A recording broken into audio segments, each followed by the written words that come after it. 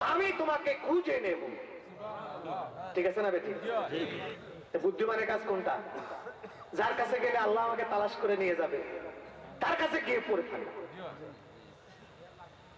ইবাদত করবা আল্লাহর। হাবিব লাগে কেন? এত রসুল লাগে কেন? কথায় কথায় রসুল লাগে কেন? আরে বাবা, রসুলের নাম ছাড়া পৃথিবীতে কোনো নামাজ নাই, আছে? কেউ যদি নামাজের মধ্যে আশহাদু আন্না মুহাম্মাদুর রাসূলুল্লাহ বলতে না চায়, তার নামাজ হবে? আর যদি প্রকাশ্য কেউ জনগণের সামনে বলে আমি নামাজ পড়বো তবে আশহাদু আন্না মুহাম্মাদুর রাসূলুল্লাহ বলবো না, তার কতল ওয়াজিব। কতল ওয়াজিব না? মোরতাদ। কতল ওয়াজিব মানে কি? সঙ্গে সঙ্গে মানুষ মেরে ফেলে। বেটা, মুহাম্মাদের নাম বলবি না নামাজ পড়বি? নামাজ হলো আল্লাহর ইবাদত, সেখানে মুহাম্মাদের নাম কেন আমি জিজ্ঞেস করতে চাই। রিয়ালের মৌলবীরা কি জবাব দিবে এবার? আমার মনে হয় রিয়াল খোর মৌলবীরা তারা কোন ইচ্ছা সত্ত্বেই নামটা কয়, তারপর মনটা চায় না। কি করা যাবে এখন? মানুষ মাইরা ভালাইবো, টাকা দিব না, মাদ্রাসা হইব না, এই জন্য নামটা কয়, নাহলে এটাও কইতো না। ওরা কয় ইয়া নবী সালামু আলাইকা বলা জায়েজ নাই। নামাজের মধ্যে আল্লাহ কেমন করে বললেন তুমি নামাজ পড়ো, আত-তাহিয়াতু লিল্লাহি ওয়াস সালাওয়াতু ওয়াত তাইয়্যিবাতু আসসালামু আলাইকা আইয়ুহান নবী। হে নবী, আপনার প্রতি সালাম। এটা কোন সালাম? এটা কি হাজিরের সিগা না গায়েবের সিগা? আসসালামু আলাইকা, এখানে কা বললো কেন? তাহলে আসুন এবার সেই দিকে যাই। আবার আল্লাহ আয়াত নাযিল করলেন, চার শ্রেণীর মানুষ আমি তোমাদেরকে দুনিয়ায় দিলাম।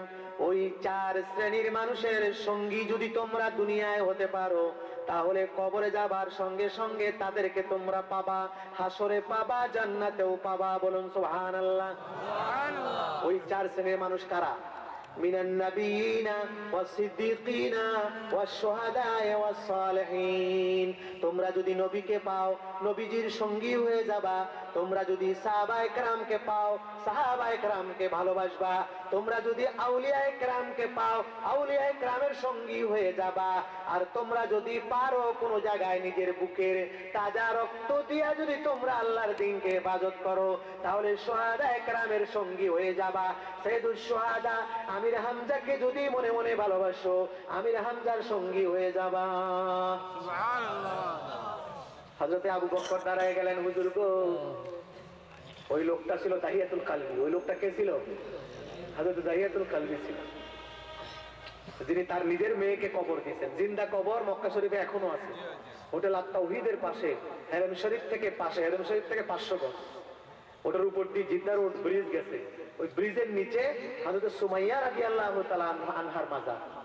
নারী পুরুষ নির্বিশেষে আল্লাহর দ্বীনের জন্য সর্বপ্রথম যিনি জীবন দিয়েছেন, রক্ত দিয়েছেন, তিনি একজন মহিলা।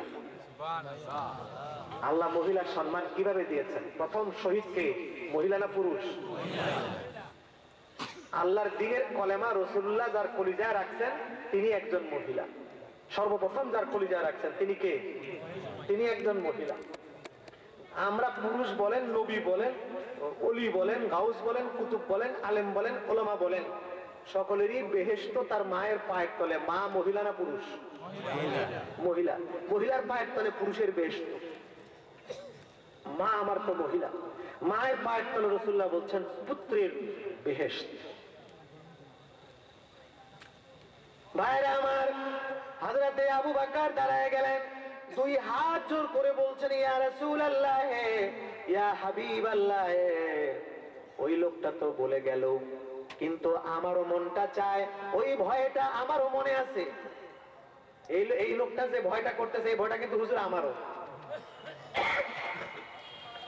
আমার জীবনে দুইটা আমলকে আমি বড় পছন্দ করি, আমার জীবনে দুইটা কাজকে আমি ভালোবাসি। হুজুর গো, এই দুইটা কাজের ওসিলায় কি আমি আপনাকে কবরে গেলে আপনাকে পাবো কিনা? হুজুর বলেন কোন দুইটা কাজ?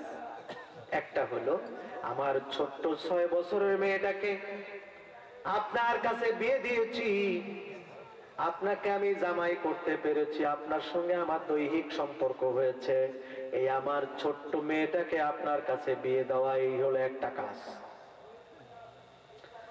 আর 2 নম্বর কাজ হলো আপনার চেহারার দিকে ফেল ফেল করে তাকায় থাকা। 2 নম্বর কাজ কি?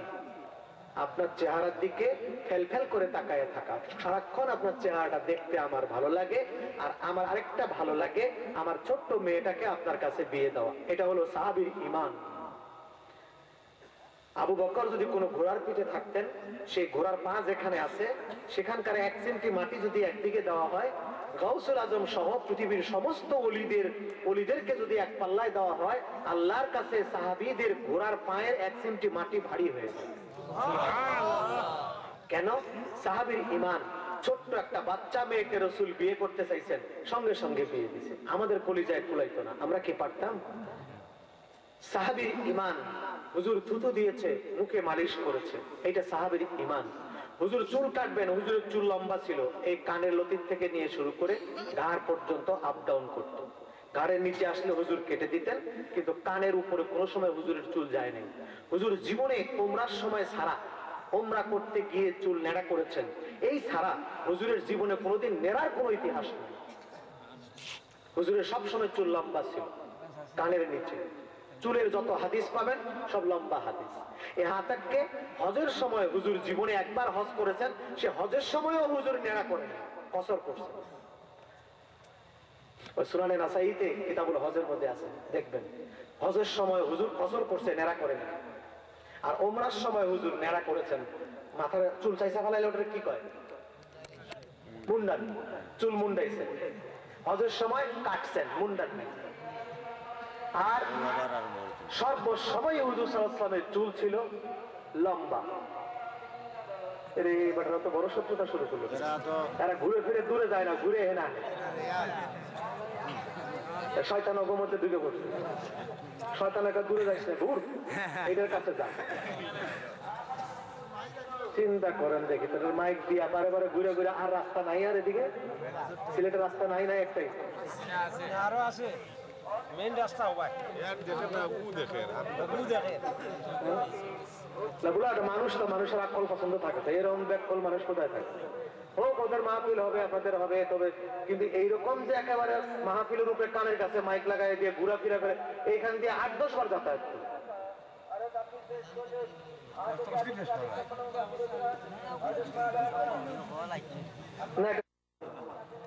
মাহফিল হোক আর না হোক, খালি মাইকিং করবে। তাও 2টা মাইক দিয়ে, একটা দিয়ে না।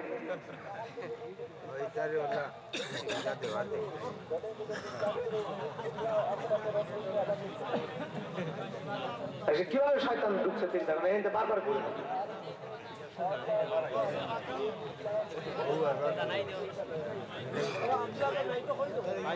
এটাকে প্রোটেকশন দেওয়া হচ্ছে। শয়তান তো, শয়তানের একটা সীমা আছে। শয়তান নাহলে রাস্তার উপর বারবার এরকম ডিস্টার্ব করে না।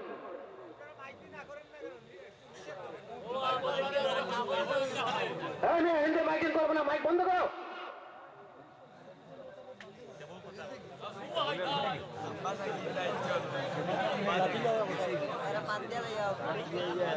কপালি খারাপ থাকলে আরেকবার হিন্দা আবার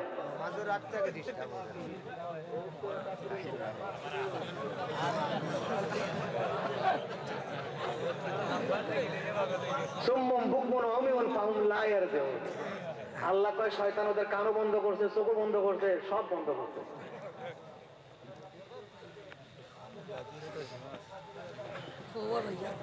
হাসেন, এবার আমরা ওই দিকে যাই। হযরতে আবু বকর হাত জোর করে বলেন, আল্লাহ গো, আল্লাহর হাবিব কে বলেন, ইয়া রাসূলুল্লাহ, ইয়া হাবিবাল্লাহ।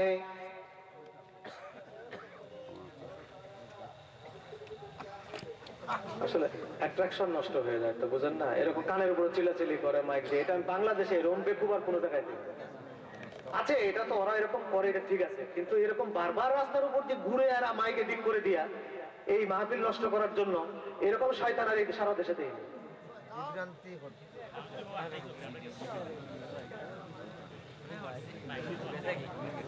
শয়তান নাজিল না হলে এরকম করে?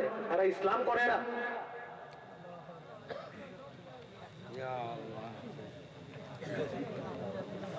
দরুদ শরীফ পড়েন, সাল্লাল্লাহু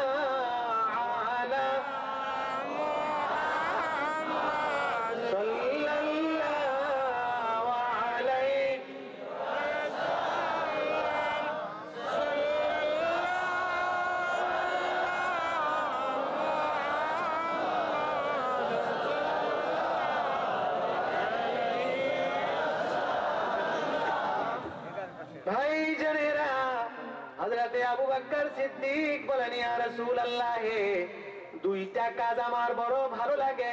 একটা হলো আপনার চেহারার দিকে তাকায় থাকা, আরেকটা হলো আমার ছোট বাচ্চাটাকে আপনার কাছে বিয়ে দেওয়া।